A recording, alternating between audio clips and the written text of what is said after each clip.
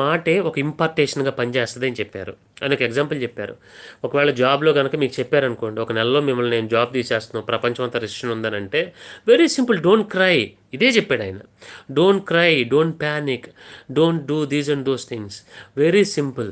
నువ్వు చెప్పాల్సింది ఏంటంటే, నీ లోపల జీవం ఉన్నది కాబట్టి నీకు ఒకవేళ ఈమెయిల్ లెటర్ వస్తే కనుక లెటర్ని ఓపెన్ చేసి, in the name of Jesus, యేసు నామమున ఇదిగో నా జాబ్ స్థిరపడుతుంది, నా జాబ్ పోదు అనేటువంటి నువ్వు దాని మీద జీవాన్ని ప్రకటించు అనేటువంటి టంగ్స్లో ప్రేయర్ చేయి.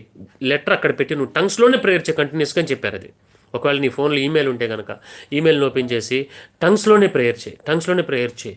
సో యూ సీ మిరకల్స్ అని చెప్పారు. సో ఇంపార్టేషన్ ఫస్ట్గా నీ లైఫ్లో ఎలా జరుగుద్దంటే నీ నోటి మాటను బట్టే, మిస్సైల్. అందుకని నోటి మాట చాలా జాగ్రత్త. ఆయన ఇంకో మాట కూడా భలే చెప్పారు. ఏమనంటే, ఒకవేళ నీ దగ్గర ఉన్నటువంటి మిసైల్ని కనుక నీకు సరిగ్గా వాడుకోవటం నీకు తెలియకపోతే ఆ మిసైల్ వల్ల నీకే నష్టం కలుగుద్ది అని చెప్పాడు ఆయన.